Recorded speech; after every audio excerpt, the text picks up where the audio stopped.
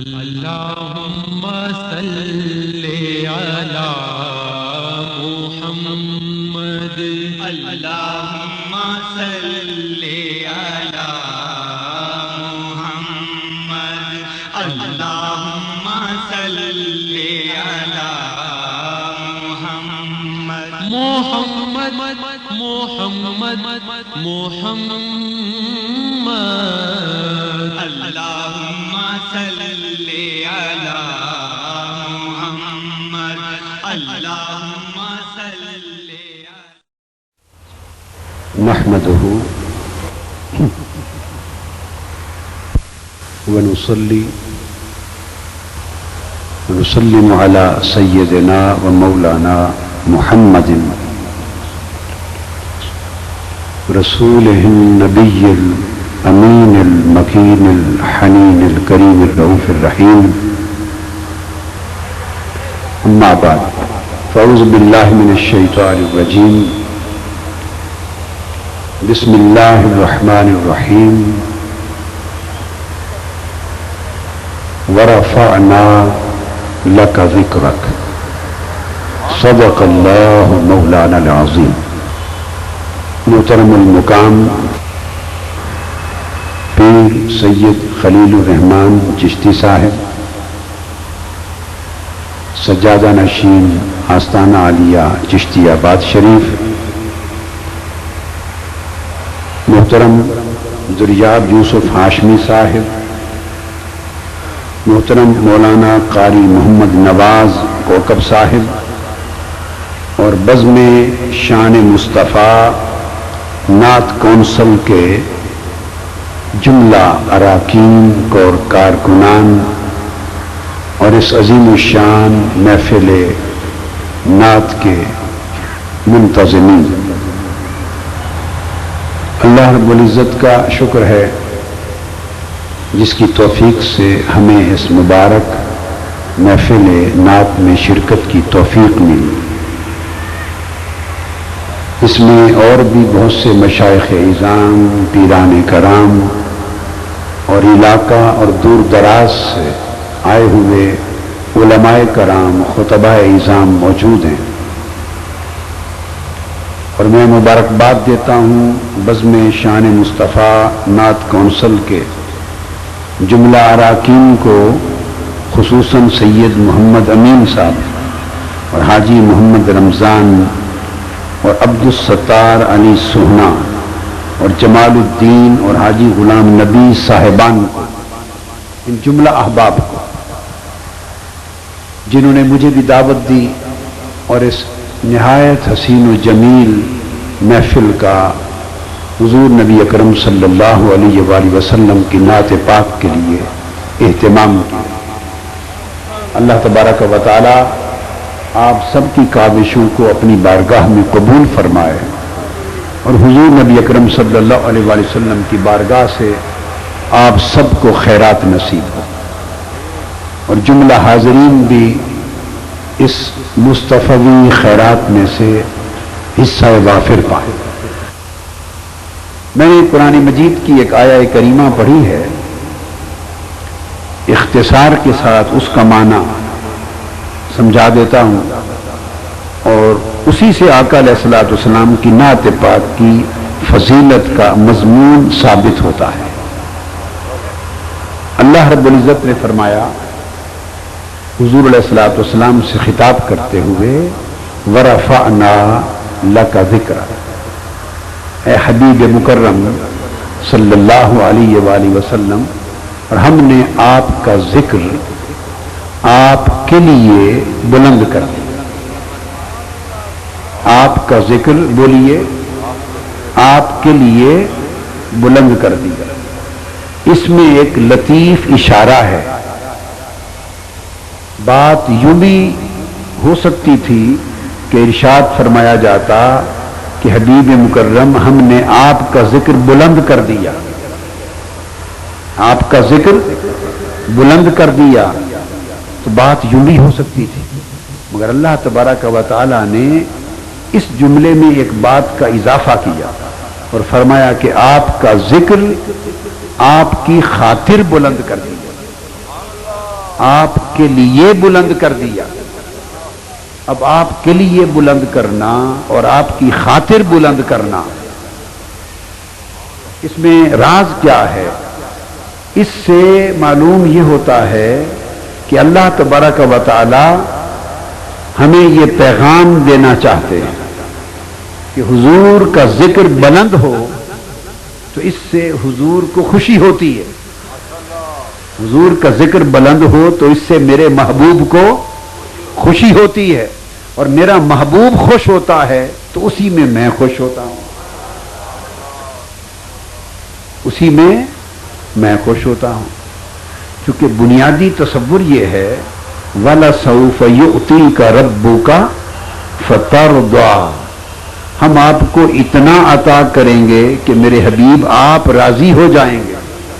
اللہ تعالی باہر طور حضور علیہ السلام کو راضی کرتا ہے، حضور کو خوش کرتا ہے، اور حضور کا خوش ہونا اللہ کا مقصود ہے، اللہ کا مقصود ہے.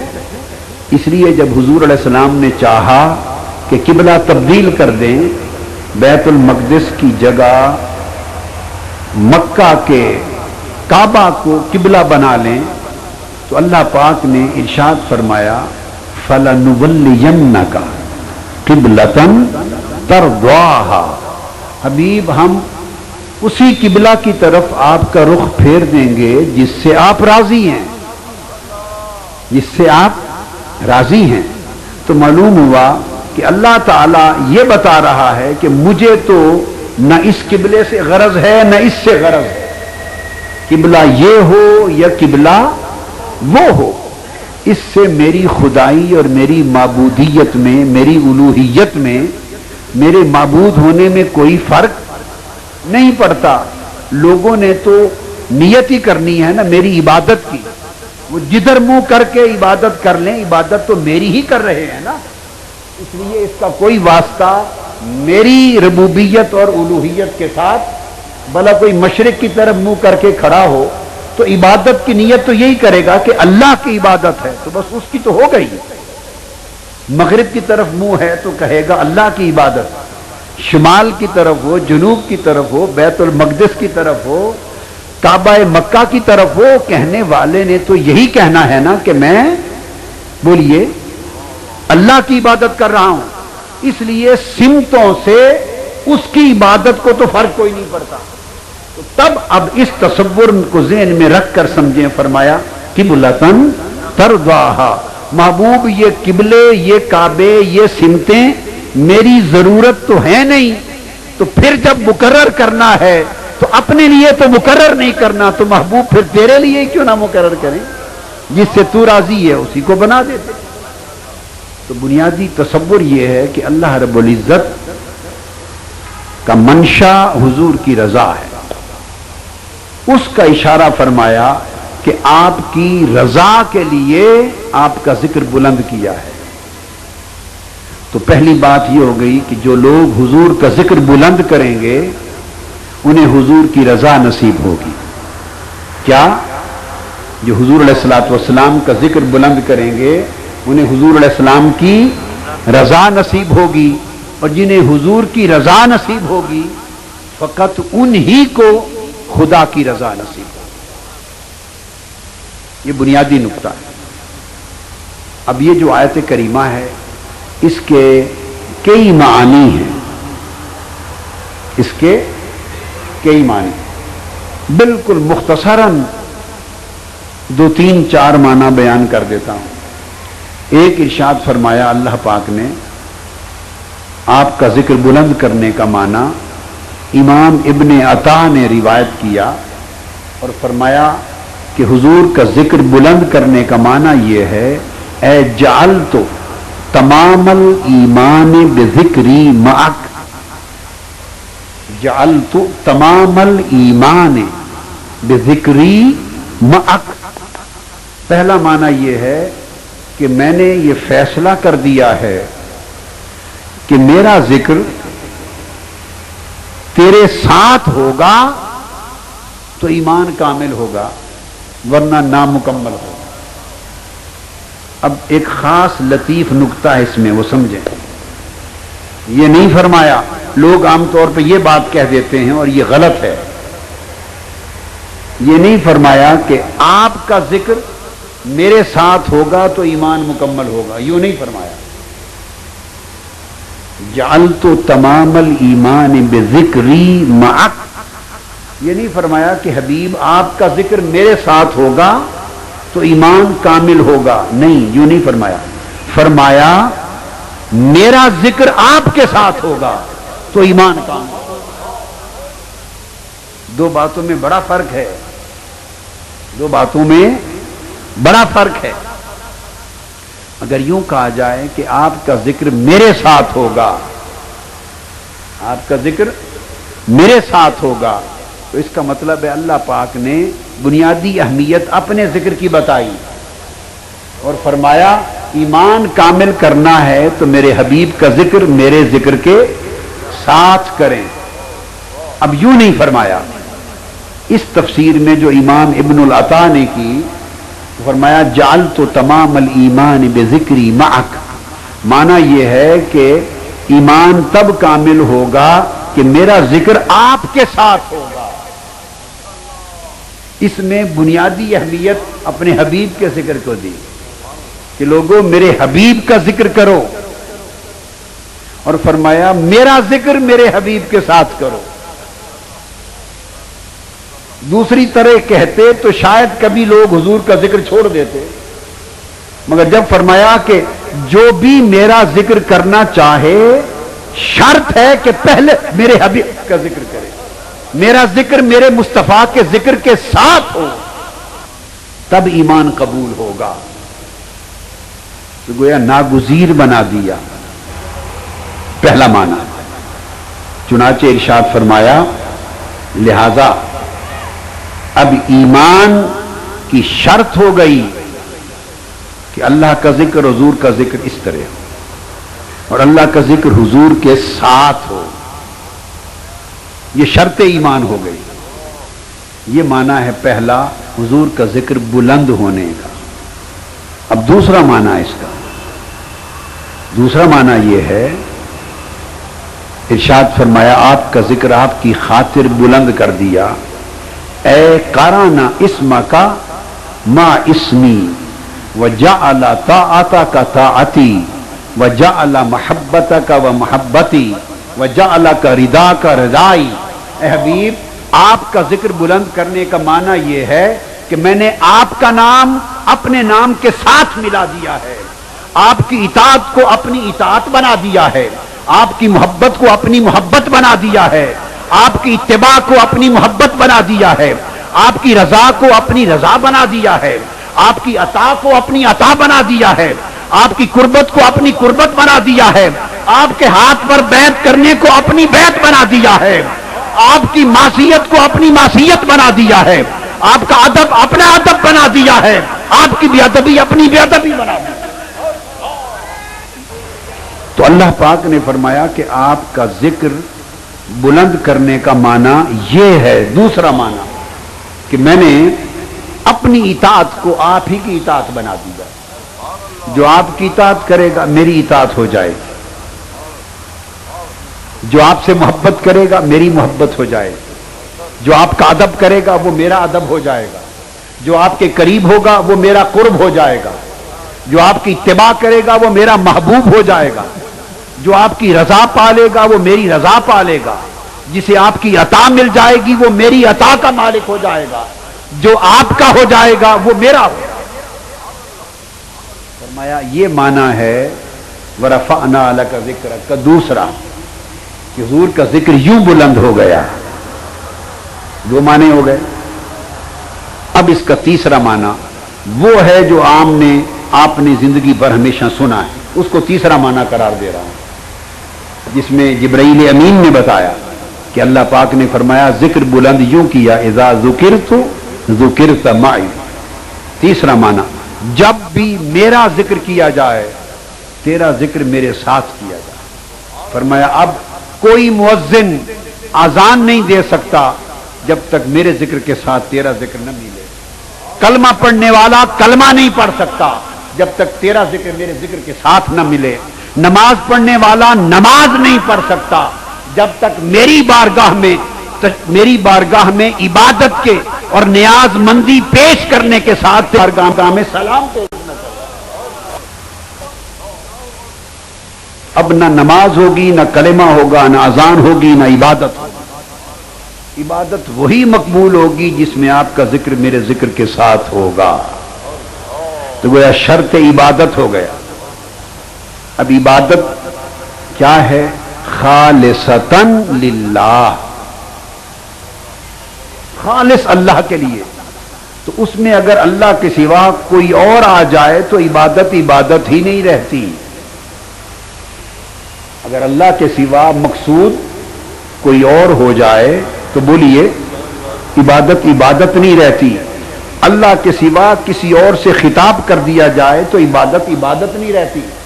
دوران عبادت کسی کو اور کو سلام کر دیا جائے تو نماز ٹوٹ جاتی ہے. کوئی سلام کر لے اور آپ نماز کے دوران اس کے سلام کا جواب دے دیں تو نماز ٹوٹ جاتی ہے. کیوں؟ کہ غیر سے بات کر لی. کیا معنی ہے؟ کہ غیر سے بات کر لی. غیر نے سلام کہا، آپ نے دوران نماز کہہ دیا وعلیکم السلام، اس کو بھی کہا. چونکہ علامت یہ ہے جب نماز کو توڑنا ہو تو دوسروں پر سلام کرتے ہیں. السلام علیکم ورحمت اللہ، السلام علیکم ورحمت اللہ. یہ نماز توڑنے کی علامت ہے. یعنی جب دوسرے پر سلام کر دیا تو نماز ٹوٹ گئی، یعنی ختم ہو گئی. تو دوسرے کو سلام کہیں تو نماز ختم ہو جاتی.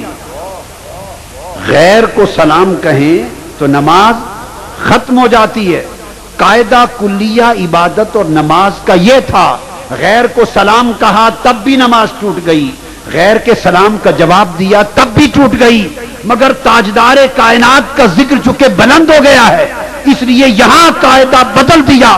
فرمایا اوروں کو سلام کہیں تو نماز ٹوٹتی ہے، حبیب نماز کے اندر تجھ کو سلام کہیں تو نماز کامل ہوتی ہے.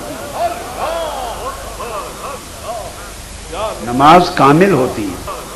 اس لیے کہ حضور علیہ الصلوۃ والسلام کو اللہ غیر نہیں سمجھتا. اگر اللہ غیر سمجھتا تو اپنی نماز میں حضور پر درود و سلام کو لازم نہ کرتا، اپنی عبادت کا حصہ نہ بناتا. تو اگر عبادت الہی کا حصہ حضور کا درود و سلام ہے تو پھر حضور غیر نہیں ہے. تو جب اللہ درود و سلام کو اپنی نماز کا حصہ بناتا ہے، اپنی نماز کو رونق دیتا ہے حضور کے سلام کے ساتھ، تو پھر کتنی ہماری بدبختی ہوگی اور محرومی ہوگی کہ ہم حضور کے درود و سلام کے معاملے میں دل کو تنگ رکھیں، دل کو تنگ رکھیں. ہماری اس سے بڑی بدبختی کیا ہوگی؟ یہ تیسرا معنی. اور چوتھا معنی اس کا بڑا عجیب ہے. چوتھا معنی بڑا عجیب ہے، وہ سیدنا امام جعفر الصادق نے بیان کیا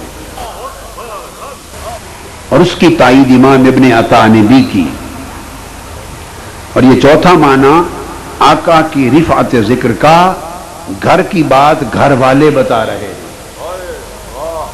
سیدنا امام جعفر الصادق بتا رہے ہیں کہ حضور کا ذکر بلند کرنے کا معنی یہ ہے کہ اللہ پاک نے فرمایا لیس احد یذکرک بالرسالۃ الا ذکرنی بالربوبیہ. اور امام ابن عطا نے اس کا معنی بیان کیا اور فرمایا، تو سیدنا امام جعفر الصادق رضی اللہ تعالیٰ عنہ نے فرمایا لیس احد یذکرک بالرسالہ الا ذکرنی بالربوبیہ. فرمایا اس کا معنی یہ ہے کہ کوئی شخص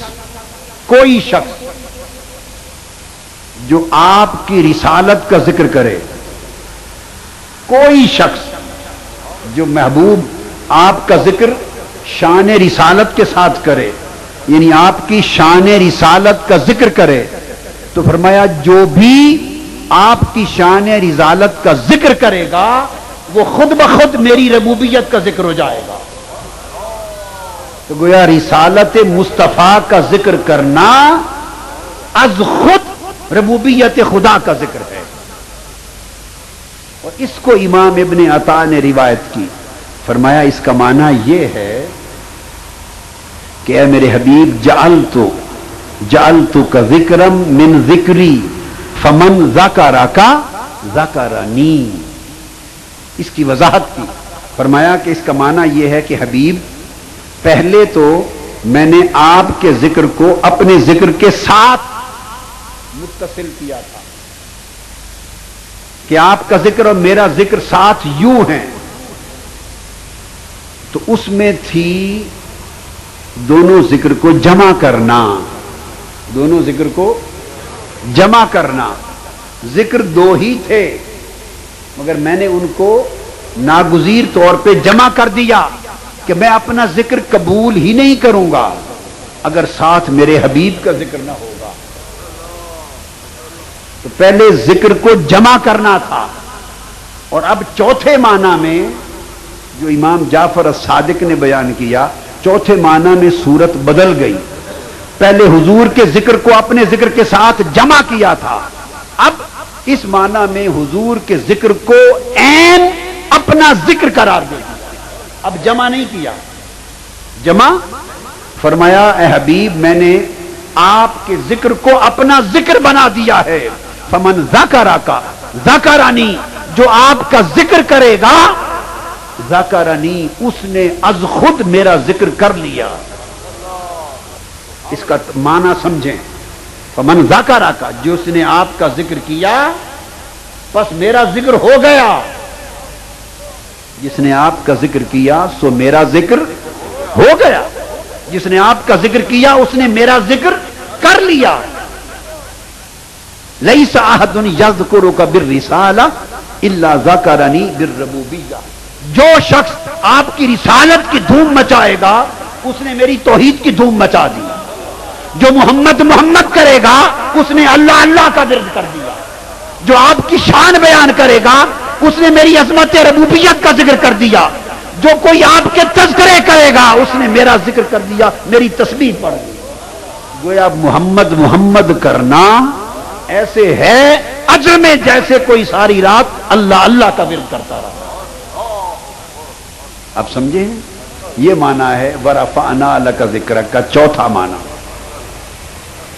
اب چونکہ اللہ رب العزت نے, اب یہاں ایک بات بڑی خاص ہے, اس میں بھی ایک نقطہ توجہ طلب ہے.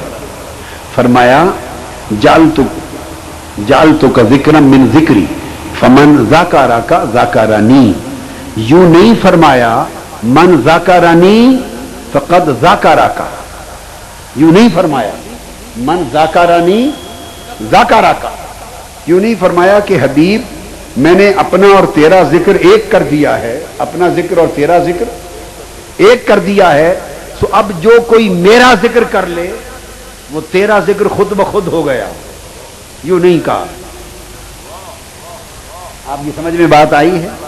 یوں نہیں فرمایا اللہ نے کہ جو میرا ذکر کرے تو میرا ذکر کرنے سے تیرا ذکر خود بخود ہو گیا. تو ساری رات کوئی اللہ اللہ کرتا رہے تو سمجھے اللہ اللہ کی, حضور کے حکم پر کی, حضور کی سنت میں کی, تو اللہ اللہ کرنے سے حضور کے ذکر کا بھی اجر مل گیا. فرمایا نہیں, ایسے نہیں بات. یوں تو لوگ آنکھیں پھیر لیں گے میرے حبیب سے, آنکھیں پھیر لیں گے.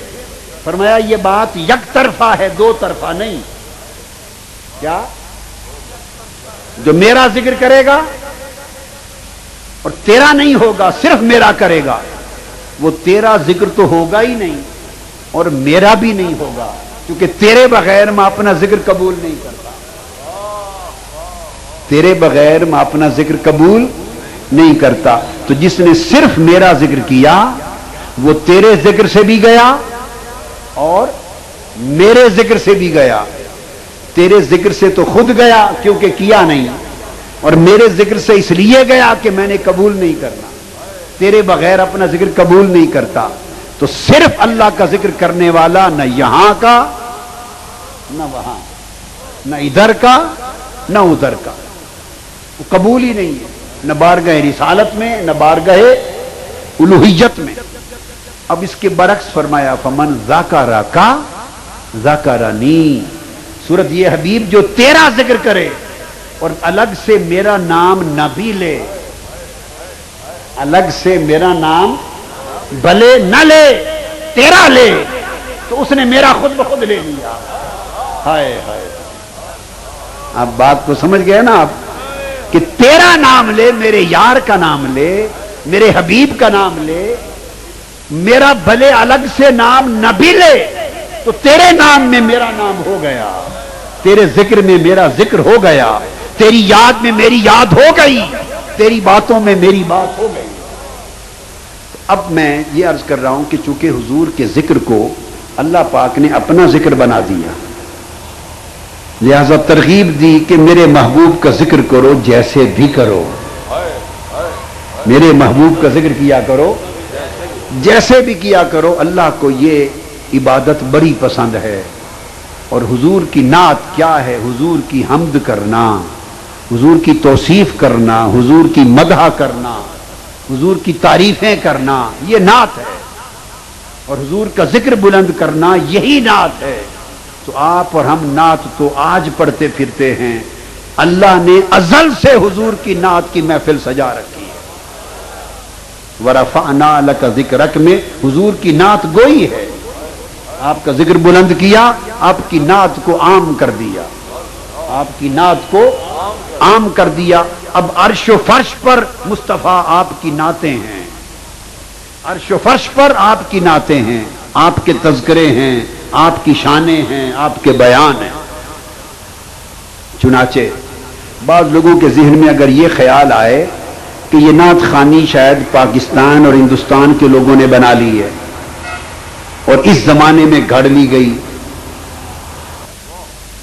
حضور علیہ السلام کی نعت پڑھنا اللہ کی سنت تو ہے ہی، وَرَفَعْنَا لَكَ ذِكْرَكَ کی نص کے تحت. اب حضور کی نعتیں پڑھنا، سننا، محفل نعت منعقد کرنا خود حضور علیہ الصلوۃ والسلام کی اپنی سنت ہے اور صحابہ کرام کی سنت ہے. اب لوگ سمجھتے ہیں صرف ایک صحابی کا نام حضرت حسان بن ثابت رضی اللہ تعالیٰ عنہ کہ وہ حضور کی نعت پڑھتے تھے. سمجھتے ہیں چلو 1.25 لاکھ صحابہ میں ایک صحابی پڑھتا تھا. بات یوں نہیں ہے. میں نے تحقیق کی ہے، میری کتاب میلاد النبی پر اور کئی کتابوں میں یہ پوری تحقیق میری آ گئی، چھپ گئی. حضور علیہ الصلوۃ والسلام کے صحابہ میں آپ کے زمانہ اقدس میں آپ کی حیات پاک میں 35 صحابہ نعت خوان تھے. یہ بات پہلے نہیں آئی، کبھی نہیں آئی ہیں، کبھی سنی نہیں، زندگی میں بیان نہیں کی گئی. اس وجہ سے لوگوں کے پاس صحیح علم نہیں پہنچتا. تو میں نے بتایا کہ 35 صحابہ حضور علیہ السلام کے نعت خوان تھے. تو گویا آج کی اصطلاح میں، آج کے لفظوں میں حضور علیہ السلام نے پوری ایک نعت کونسل بنا رکھی تھی. آقا علیہ السلام نے نعت خانوں کی ایک پوری، جہاں 35 نعت خان ہوں تو نعت کونسل نہیں تو کیا ہوگا. آقا کی اپنی ایک نعت کونسل تھی، اس نعت کونسل کے صدر حضرت حسان بن ثابت. اب آپ کہیں گے جی اور کون سے نعت خان تھے؟ وہ تھوڑے سے نعت خان بتاتا ہوں اور ان کی نعتوں کے واقعات بتاتا ہوں حدیث پاک سے، صرف حدیث پاک سے. ترمذی شریف میں روایت ہے، صحاح ستہ ترمذی شریف میں روایت ہے، اور اسی طرح سنن نسائی میں روایت ہے، مسند بزار میں روایت ہے. تمام کتب میں، ان تمام کتب حدیث میں روایت آئی ہے. اور راوی حضرت انس بن مالک رضی اللہ تعالیٰ عنہ. انس بن مالک رضی اللہ تعالیٰ عنہ روایت کرتے ہیں کہ جب آقا علیہ الصلوۃ والسلام عمرہ جو قضا ہو گیا تھا حدیبیہ کے موقع پر، اس قضا عمرے کے لیے بعد میں تشریف لائے، اگلے سال قضا عمرہ کے لیے اگلے سال، تو مکہ معظمہ میں داخل ہوئے تو حضرت عبداللہ بن رواحہ، یہ حضور کے ایک نعت خان ہیں رضی اللہ تعالیٰ عنہ، ابن رواحہ رضی اللہ تعالیٰ عنہ، یہ نعت خان ہیں، اور ریفرنس آپ کو اب سیاہ ستہ سے دے رہا ہوں۔ حضرت انس بن مالک رضی اللہ تعالیٰ عنہ فرماتے ہیں یہ آگے آگے تھے، جلوس سے سب سے آگے تھے حضور کا نعت خان۔ حضور نے نعت خان کو سب سے آگے کیا ہوا تھا تاکہ نعتیں پڑھتا جائے۔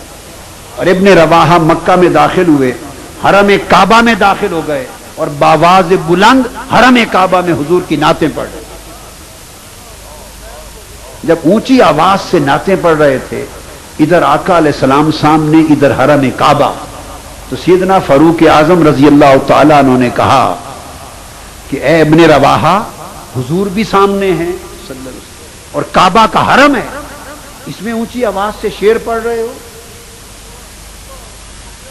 سیدنا فاروق اعظم نے کہا خیال گزرا کہ بآواز بلند آقا کے سامنے پڑھ رہے ہیں شعر، کہیں حضور شاید ناپسند نہ فرمائے، کہیں بے ادبی نہ ہو جائے۔ استفساراً انہوں نے فرمایا کہ آقا کے سامنے حرم کعبہ میں شعر پڑھ رہے ہو؟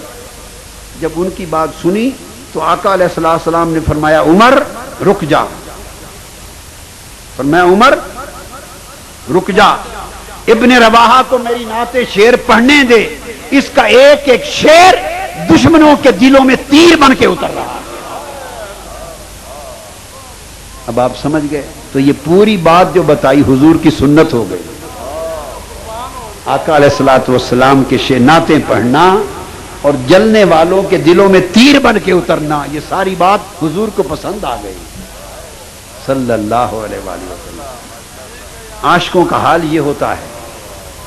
پھر دوسری حدیث ہے، اور یہ مشکات شریف میں یہ بھی آئی، حضرت کعب ابن مالک رضی اللہ تعالی عنہ روایت کرتے ہیں، حضرت کعب ابن مالک عرض کیا یا رسول اللہ، اللہ تعالی نے قرآن مجید میں شعروں کے بارے میں کچھ فرمایا ہے۔ اللہ تعالیٰ نے قرآن مجید میں شعروں کے بارے میں کچھ فرمایا ہے۔ اشارہ اس امر کی طرف تھا کہ قرآن مجید میں فرمایا کہ یہ شاعر لوگ ہیں، مبالغے کرتے ہیں، بات بڑھا کر کرتے ہیں، اور یہ قرآن شعر نہیں ہے، یہ حضور کی شان نہیں کہ شعر پڑھیں۔ اشارہ اس بات کی طرف تھا کہ آقا شعروں کے بارے میں اللہ نے قرآن مجید میں کچھ فرمایا ہے، آپ کیا ارشاد فرماتے ہیں، ہم کیا عقیدہ رکھتے ہیں، آپ کیا ارشاد فرماتے ہیں؟ قال یا رسول اللہ ماذا ترى فی الشعر، آپ شعروں کے بارے میں کیا فرماتے ہیں؟ فقال رسول اللہ صلی اللہ علیہ وسلم ان المؤمن یجاہد بسیفہ ولسانہ، فرمایا سنو جو مومن ہے وہ دو جہاد کرتا ہے، ایک جہاد تلوار سے کرتا ہے، ایک جہاد زبان سے کرتا ہے، اور میری نعت پڑھنے والا زبان سے جہاد کر رہا ہے، میری نعت پڑھنے والا زبان سے جہاد کر رہا ہے۔ اور آپ نے فرمایا کہ تمہارا میری نعت کے شعر پڑھنا کافروں کے مقابلے میں اسی طرح ہے اجر کے اعتبار سے جیسے میدان جہاد میں تیر اندازی کر رہے، جہاد کر رہے۔ یہ آقا علیہ الصلوۃ والسلام کا دوسرا فرمان آیا۔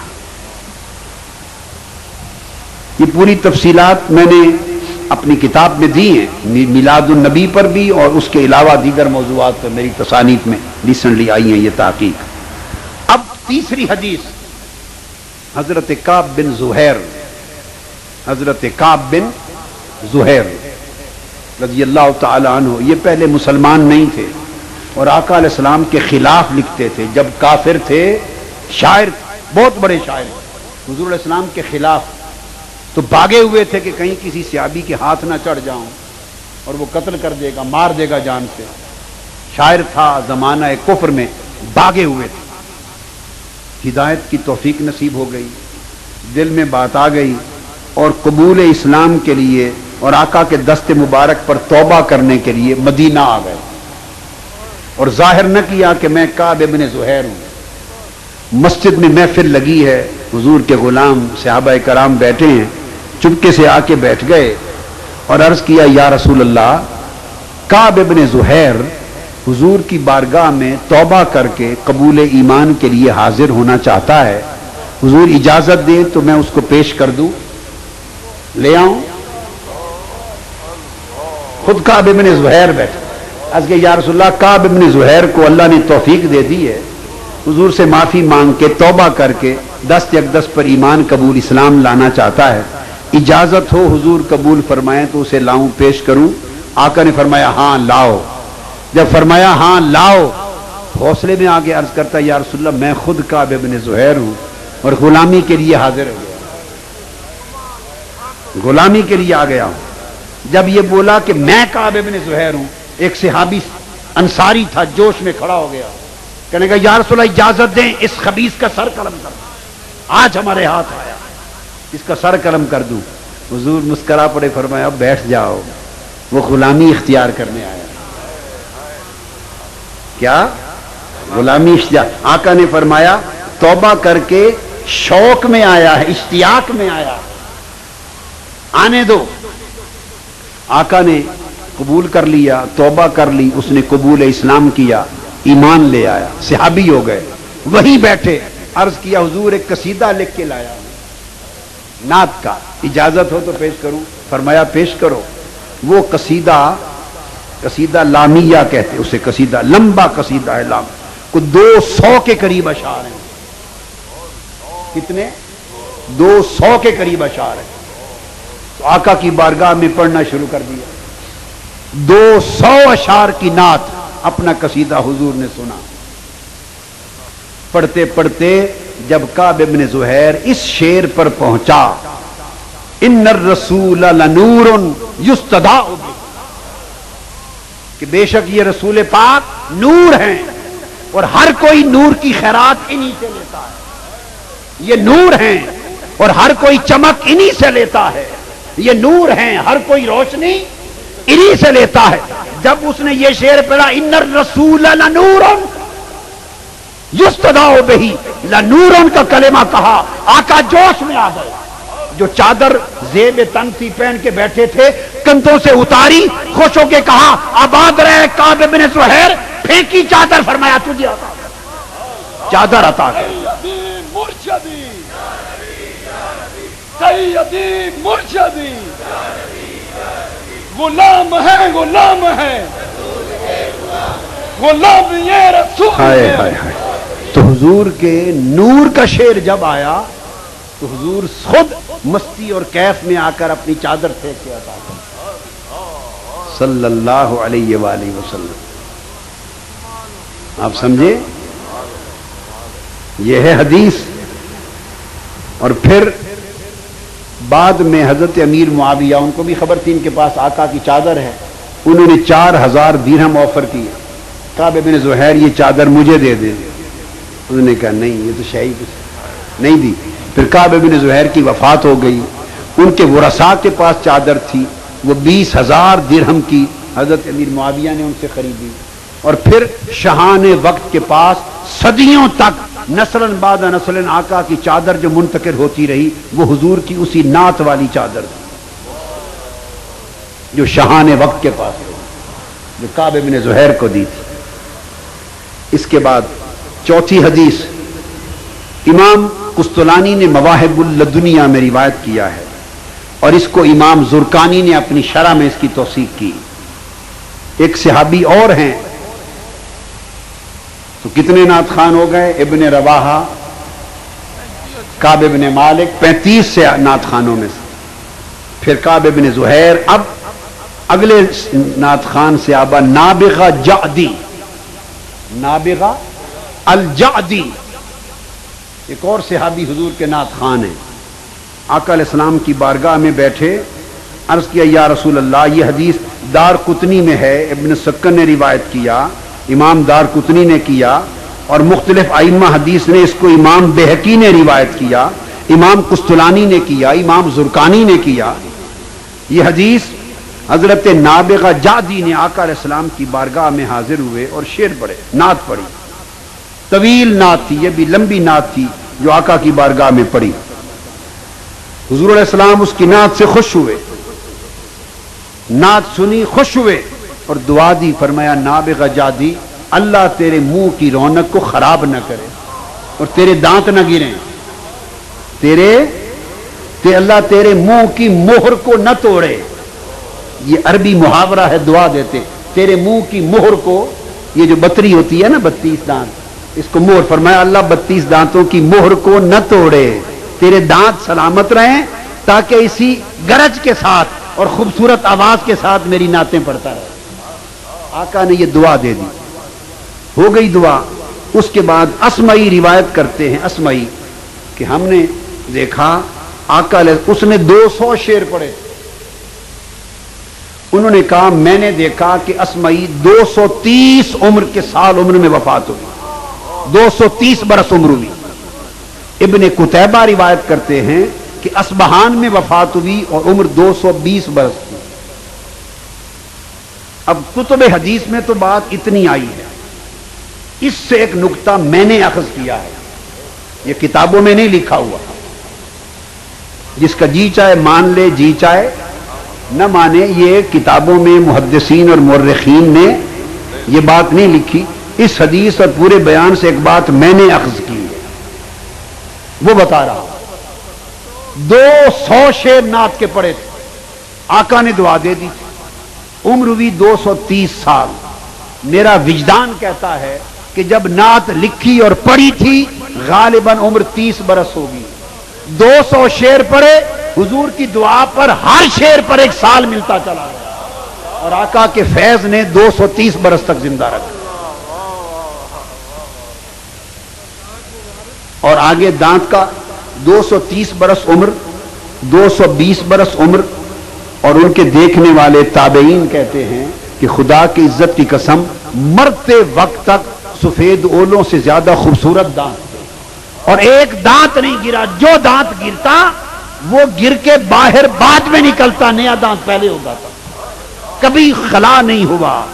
نابغہ جادی کے دانتوں کا کبھی خلال نہیں ہوا، وہ دانت کے ساتھ دانت پیدا ہو جاتا، اور اولوں سے زیادہ سفید چمکدار خوبصورت دانت 230 برس کی عمر تک نابغہ جادی کو ملے، صرف حضور کی نعت پڑھنے پر آقا نے فیض کر دیا۔ 5ویں حدیث، حضرت عباس بن عبد المطلب، یہ بھی حضور کے نعت خان تھے، حضور کے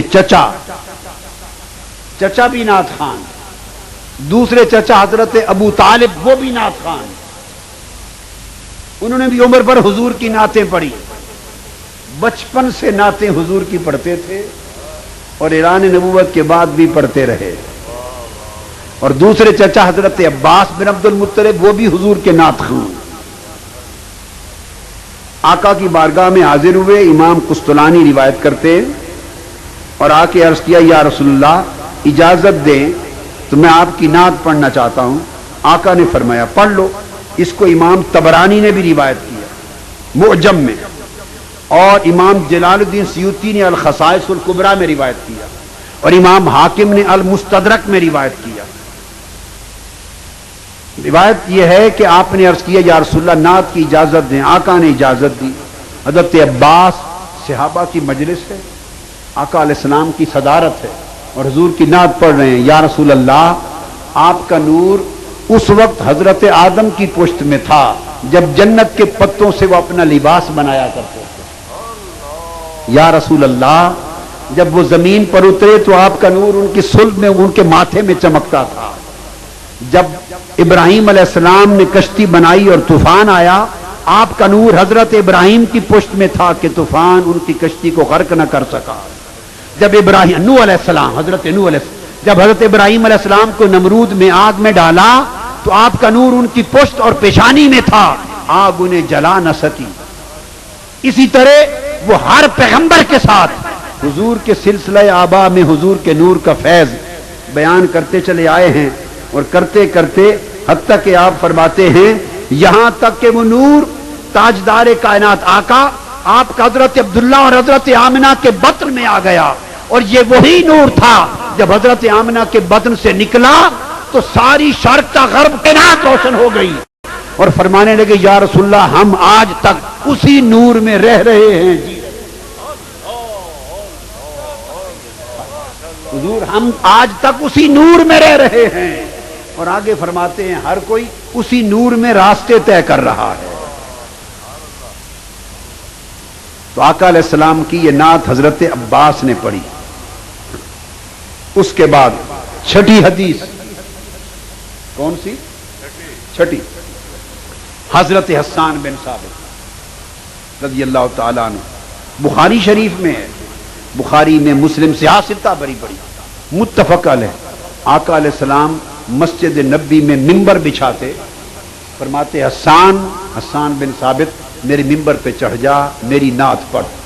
صحابہ کرام کی مجلس ہوتی، حسان بن ثابت ممبر پہ حضور کی نعت پڑھتے، آقا علیہ السلام خود صحابہ کرام کے ساتھ مل کر اپنی نعتیں سنتے۔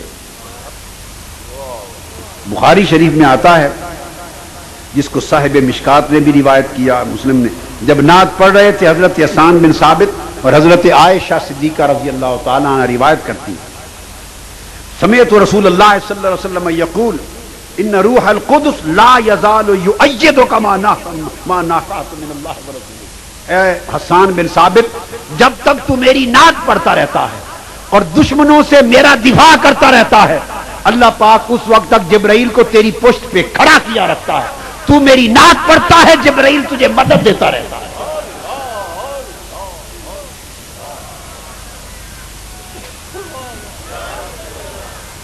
اور یہ بھی حدیث ہے، قالت سمعت رسول اللہ صلی اللہ علیہ وسلم یقول، کہ اس نے حسان نے نعت پڑھی، کافروں نے میری حجب کی، کافروں نے میرے خلاف لکھا، حسان نے میری نعت لکھ کے دفاع کیا، فشفا واشتفا، میری نعت کے صدقے حسان بن ثابت خود بھی شفا پا گیا اور سب دلوں کو بھی شفا۔ تو نعت کے صدقے شفا نصیب ہوتی ہے، اور نعت کے صدقے جبرائیل امین کی مدد نصیب ہوتی ہے۔ 6 حدیثیں، آخری حدیث صحیح مسلم کی، کہاں کی؟ صحیح مسلم کی۔ اور آپ کو ایک عجیب بات بتاؤں، آپ میں سے بہت سوں کے لیے حیرت ہوگی، جب ایک سفر کے دوران حضرت عائشہ صدیقہ رضی اللہ تعالی عنہ پر بعض منافقوں نے ایک تہمت لگا دی، معروف واقعہ افک، تہمت لگا دی، جس میں حضرت ام المومنین عائشہ صدیقہ رضی اللہ تعالی عنہ کی صفائی میں بالآخر اللہ پاک نے قرآن کی پوری سورت اتاری۔ وہ منافق تہمت نہ لگاتے تو ان کو اتنی شان نہ ہوتی کہ پوری سورت ان کی شان میں اللہ نے اتار دی۔ تو جب تہمت لگائی تو جو لوگ نئے نئے مسلمان ہوئے تھے، نئے اور کچے تھے، اور زیادہ موقع آقا علیہ السلام کی صحبت میں نہیں ملا تھا، منافقوں نے اتنا بھرپور طریقے سے پروپیگنڈا کیا اور تشہیر کی، تہمت کی، پروپیگنڈا کیا، تو کئی کچے ایمان والے نئے مسلمان اس پروپیگنڈا کی زد میں آ گئے، اس کی زد میں آ گئے، اور زد میں آ کے وہ بھی پروپیگنڈا میں شریک ہو گئے اور اس تہمت کو اچھالنے لگے۔ زد میں آنے والے ان کچے لوگوں میں حسان بن ثابت بھی تھے، حسان بن ثابت بھی تھے، نئے مسلمان تھے، کچے تھے، ابھی پکے نہیں ہوئے تھے۔ کچے اور پکے میں فرق ہوتا ہے، کچے اور پکے میں فرق ہوتا ہے۔ کچے ہوں تو لوگ ان کو بہکا لیتے ہیں، پک جائیں تو کوئی بہکا پھسلا نہیں سکتا، اور پکاتا عشق اور قربت ہے۔ ابھی ابتدا تھی، بہک گئے، ان کے ورغلانے میں آ گئے، لہذا اس تہمت اور پروپیگنڈا کو لے کے یہ بھی چل پڑے، اور جیسے باقی لوگ کر رہے تھے تو یہ بھی اسی طرح اس کو اچھالتے پھیلاتے رہے۔ اب اس بات کا ام المومنین حضرت عائشہ صدیقہ رضی اللہ تعالی عنہ کو حسان بن ثابت کے اس عمل پر بڑا دکھ تھا، آخر وقت تک، وفات تک یہ دکھ رہا، آپ کے دل میں یہ ذاتی دکھ رہا۔ اب یہ میں نے آپ کو بیک گراؤنڈ بتائی ہے، اس پر مسلم شریف کی حدیث سنیں۔ لوگوں کو پتا تھا کہ ام المومنین حضرت عائشہ صدیقہ رضی اللہ تعالی عنہ کو ذاتی طور پہ اس واقعے کا بڑا دکھ ہے، بہت بڑا واقعہ تھا۔ صحیح مسلم شریف میں حدیث ہے کہ کسی ایک شخص نے ام المومنین حضرت عائشہ صدیقہ رضی اللہ تعالی عنہ کے سامنے، حدیث مسلم شریف کی بتا رہا ہوں، ان کے سامنے حضرت حسان بن ثابت کو برا بھلا کہہ دیا، وہی حوالہ دے کر پرانا حوالہ دے کر ان کے خلاف کوئی بات کر دی۔ ام المومنین حضرت عائشہ صدیقہ رضی اللہ تعالیٰ نے اس شخص کو وہیں جھڑک دیا، فرمایا خاموش، حسان بن ثابت کے خلاف کوئی کلمہ نہ کہنا۔ وہ چونک اٹھا، ان کا ان کے دل میں تو بڑا رنج ہے، تو میرا خیال تھا کہ یہ میری بات پر جو خاموش ہو جائیں گی ذرا خوش ہوں گی، انہوں نے تو جھڑک دیا اور ایک کلمہ بھی ان کے خلاف نہیں کہنے دیا۔ عرض کہ ام المومنین حسان بن ثابت وہ شخص ہے جس نے یہ کہا تھا، اس لیے کہہ رہا ہوں۔ فرمایا خاموش، مجھے سب معلوم ہے، خبردار حسان کے بارے میں کچھ نہ کہنا، تجھے معلوم نہیں اس نے میرے محبوب کی شان میں کیا کیا لکھا، کتنی نعتیں میرے مصطفیٰ کی شان میں پڑھی ہیں۔ یہ کہہ کر حضرت عائشہ صدیقہ نے ان کی نعت کا شعر پڑھا، وہ شعر بھی مسلم شریف میں آیا۔ کہا تو نے نہیں سنا کہ حسان بن ثابت نے لکھا فَإِنَّ أَبِي وَوَالِدَتِي وَإِرْضِي، فَإِنَّ أَبِي، مصطفیٰ کی عزت پہ حملہ کرتے ہو، میرے مصطفیٰ کی شان میں زبانیں تان کھولتے ہو، اور میرے مصطفیٰ کی عظمت کی چادر کو چھینٹے ڈالنا چاہتے ہو۔ فرمایا تم سامنے آؤ، میری عزت، میرے باپ کی عزت، میری ماں کی عزت، ہماری جان، ہماری عزتیں سب دیوار بن جائیں گی، ہم مصطفیٰ کی شان پہ آنچ نہیں آنے دیں گے، جو آگے بڑھے گا ہم قربان ہو جائیں گے۔ انہوں نے فرمایا کہ حضرت حسان بن ثابت نے نعت میں کہا ہے فَإِنَّ أَبِي وَوَالِدَتِي وَإِرْضِي،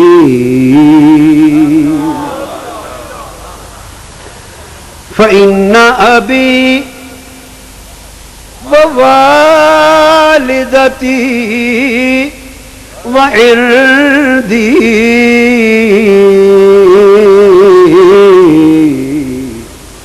لِإِرْضِ مُحَمَّدٍ مِنْكُمْ وِقَاءٌ، لِإِرْضِ مُحَمَّدٍ مِنْكُمْ وِقَاءٌ، سب پڑھیں لِإِرْضِ مُحَمَّدٍ، آنکھیں بند کر کے پڑھیں لِإِرْضِ مُحَمَّدٍ مِنْكُمْ وِقَاءٌ۔ حضور کی عزت کے آگے ہماری جانیں، ہماری عزتیں، میرے ماں باپ کی عزتیں اور جانیں سب حضور کی عزت کے سامنے ڈھال ہیں، کوئی دشمن میلی آنکھ میرے یار کو نہیں دیکھ سکتا۔ حضرت عائشہ صدیقہ نے فرمایا ان کے اس شعر پر سارے رنج قربان ہیں جو میرے محبوب کے لیے کہے۔ آپ سمجھے بات کو؟ اور بات کو ختم کرتے ہوئے آخری حضور کی نعت کا تذکرہ حضرت امام شرف الدین بوسیری کا بتا دوں۔ یہ صاحب قصیدہ بردہ امام شرف الدین بوسیری رحمت اللہ علیہ، انہیں فالج ہو گیا تھا، ان کا مزار مصر میں ہے، اسکندریہ میں، الیگزینڈریا میں، اسکندریہ میں۔ میں جب وہاں ان کے مزار کی حاضری اور زیارت کے لیے گیا تو وہ نئی تعمیر ہو رہی تھی، اور نئی تعمیر میں قبر مبارک کا تعویذ بھی گرایا ہوا تھا اندر نیچے تک، اور قبر مبارک جو ہوتی ہے اس کا تعویذ اندر سے سارا کھولا ہوا تھا، اندر سے کھولا ہوا تھا، قبر مبارک تعویذ اندر سے کھولا ہوا تھا، اور اوپر سارے پردے ڈالے ہوئے تھے تاکہ کوئی دیکھ نہ لے، اور پردے ڈال کر تعمیر کرتے تھے۔ بہت احباب تھے میرے ساتھ، تو وہ پردے ڈالے ہوئے تھے، ہم گئے، حاضری دی، سلام عرض کیا حضرت امام شرف الدین بوسیری کو۔ وہ جو مجاور تھا مزار کا عربی مصری، اللہ جانے صاحب مزار نے اس کو کیا کہا، امام بوسیری نے اسے کیا حکم دیا، اس کے دل میں کیا بات ڈالی، ہم تو کھڑے تھے تصور بھی نہیں کر سکتے تھے، ہاتھ باندھ کے سلام عرض کر رہے تھے۔ وہ میرے پاس دوڑا ہوا آیا، باقی لوگوں کو ہٹا دیا، مجھے کہتا ہے شیخ آپ آگے آئیں، آگے آ۔ اس نے قبر مبارک کی تعویذ کا پردہ اٹھا کے مجھے اس کے اندر بھیج دیا اور اوپر پردہ ڈالا۔ انہیں کہا نیچ امام بوسیری ہیں اور آپ ہیں بیٹھ کے باتیں کر رہے ہیں۔ انہیں فالج ہو گیا تھا، فالج۔ 15 سال بستر پہ رہے، 15 سال بستر پہ رہے فالج زدہ۔ 15 سال کے بعد بہت بڑے شاعر تھے، نعتیں تو لکھتے ہی تھے، مگر خیال آیا تو آقا علیہ السلام کی شان میں قصیدہ لکھا، اور قصیدہ کا نام رکھا القصیدۃ المحمدیہ، القصیدۃ المحمدیہ۔ 166 اشعار لکھے اس نعت کے قصیدے کے. کتنے؟ اور فالج میں تھے. 15 سال سے بستر سے اٹھے نہیں تھے, باہر گلی کوچوں کو دیکھا نہیں تھا. لکھ کے سو گئے.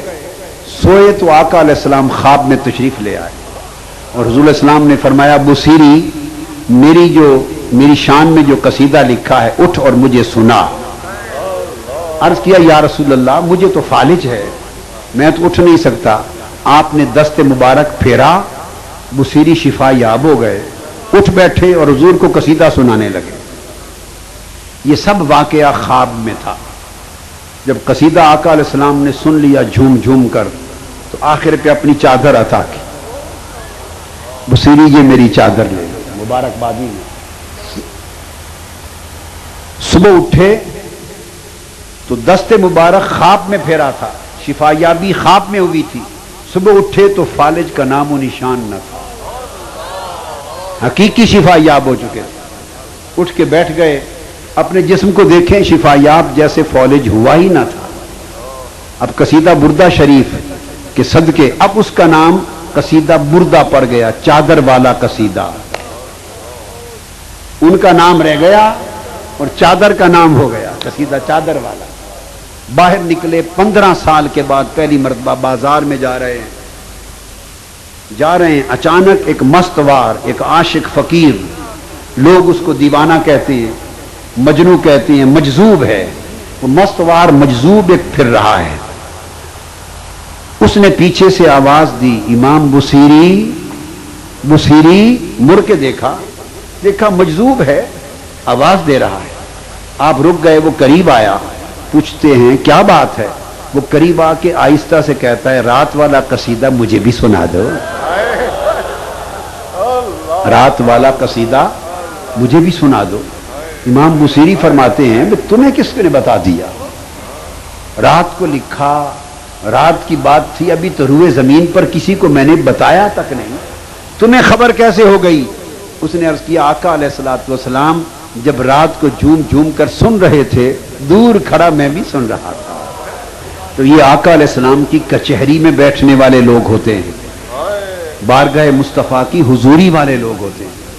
تو جو حضور کی حضوری اور کچہری میں رہتے ہیں پھر وہ ان معاملات کی رسائی میں رہتے ہیں. کیا رسائی میں رہتے ہیں. تو عرض کیا کہ میں بھی سن رہا تھا جب آقا نے قصیدہ سنا تھا. تو امام بصیری نے انہیں قصیدہ سنا دیا. اس قصیدے کی شہرت ہو گئی. بادشاہ وقت نے اس قصیدے کو منگوایا, آپ نے لکھ دیا اور آنکھ رکھ لیے. اور علماء محققین شارحین لکھتے ہیں اور محدثین لکھتے ہیں کہ کوئی نابینا, بیمار, کوئی تکلیف زدہ شخص بھی آتا, قصیدہ بردہ شریف کے اوراق اٹھا کے سر پہ رکھتا, شفا یاب ہو جاتا تھا. لوگ اس سے توسل کرتے تھے, وسیلہ کرتے تھے. تو آقا علیہ الصلوۃ والسلام کی نعت پاک صدق کے دل اور محبت اور عشق میں ڈوب کر فنا ہو کر لکھی جائے, کہی جائے, پڑھی جائے, سنی جائے, یہ سب عبادتوں سے بڑی عبادت ہے. اللہ تعالیٰ آپ کو اس عبادت کی, حضور کے ذکر و نعت کی عبادت کی اور حضور کے عشق و محبت کی عبادت کی توفیق دے. عمر پر اس خزانے کو اپنے ایمان کی حرز جان بنا کر اور ایمان کا سرمایہ بنا کے رکھے. اللہ پاک آپ سب کو سلامت رکھے اور حضور کے عشق, محبت اور غلامی کے ساتھ سلامت. وما علینا الا البلاغ. اللہم صلی علی محمد. اللہم صلی علی محمد. اللہم صلی علی محمد. محمد محمد محمد. اللہم صلی